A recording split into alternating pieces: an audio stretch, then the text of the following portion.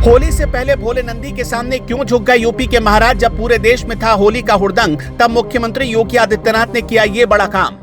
UP में योगी की गौ सेवा ने बनाया रिकॉर्ड 2000 करोड़ रुपए का बजट, 12 लाख गायों का नया ठिकाना। योगी का ये मास्टर प्लान आखिर है क्या?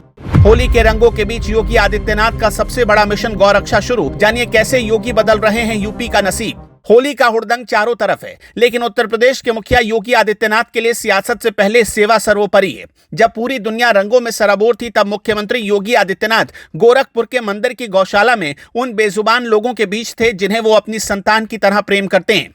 ये कोई साधारण मुलाकात नहीं थी, बल्कि एक कड़ा संदेश भी था उन लोगों के लिए जो गौ सेवा को महज राजनीति समझते हैं। मुख्यमंत्री ने साफ कर दिया कि उत्तर प्रदेश में गाय केवल एक पशु नहीं, बल्कि आस्था और अर्थव्यवस्था का सबसे मजबूत स्तंभ है। मंगलवार की सुबह जैसे ही योगी आदित्यनाथ गौशाला पहुंचे, वहां का नजारा बदल गया। उन्होंने किसी को पुकारा नहीं, बल्कि श्यामा, गौरी, गंगा और भोला जैसे नाम गूंजे तो गौवंश दौड़ते हुए अपने रक्षक के पास चले आए। ये उस आत्मीयता का प्रमाण है जो एक संत और बेजुबानों के बीच ही संभव है। योगी जी ने केवल गुड़ और रोटी नहीं खिलाई, बल्कि वहां मौजूद विशाल नंदी भोले के शरीर पर जमी धूल को अपने हाथों से झाड़ा। एक प्रदेश का मुख्यमंत्री जब खुद झुककर नंदी की सफाई करता है, तो समझ लीजिए गौ सेवा उनके खून में बसी है। उन्होंने गौशाला के सेवादारों को दो टूक शब्दों में निर्देश दिया कि गौवंश की देखभाल में रत्ती भर भी लापरवाही बर्दाश्त नहीं की जाएगी।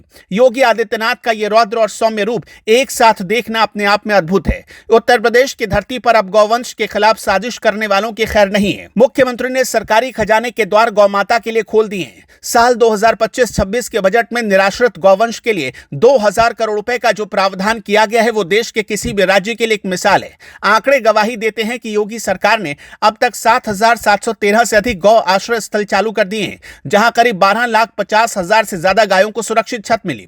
यह आंकड़ा बताता है कि योगी राज में गाय सड़क पर लावारिस नहीं, बल्कि सम्मान के साथ आश्रय में है। मुख्यमंत्री निराश्रित गौवंश सहभागिता योजना के तहत 1,63,000 से ज्यादा गौवंश किसानों को सौंपे गए, ताकि ग्रामीण अर्थव्यवस्था को संजीवनी मिल सके। हर किसान को एक गाय पालने के लिए 50 रुपए प्रतिदिन के हिसाब से सहायता दी जा रही है, जो एक साल में एक बड़ी रकम बनती है।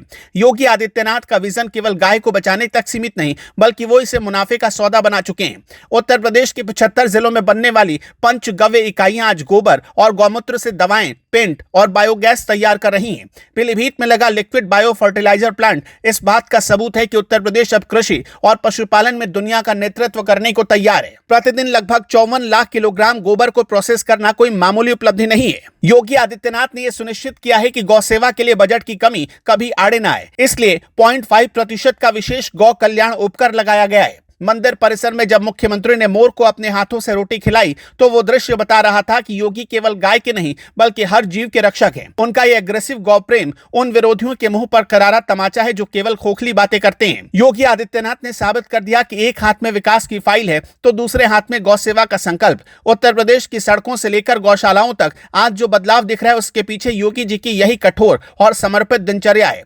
203 करोड़ रुपए का नंद बाबा दुग्ध मिशन राज्य में दूध की नदियां बहाने को तैयार है। मुख्यमंत्री खुद हर जिले के दौरे पर गौशालाओं का औचक निरीक्षण करते हैं, ताकि सिस्टम में बैठे भ्रष्ट अधिकारी गायों का हक न मार सके। होली के मौके पर गोरखपुर की गौशाला से निकली ये तस्वीरें और आंकड़े पूरी दुनिया को बता रहे हैं कि भारत की संस्कृति का असली रक्षक कौन है। योगी आदित्यनाथ का ये मिशन अब रुकने वाला नहीं है, क्योंकि महाराज जी का मानना है कि गौ सेवा मानव सेवा के बराबर है। योगी आदित्यनाथ के सेवा भाव को देखकर आप क्या सोचते हैं, हमें कमेंट में जरूर बताइएगा।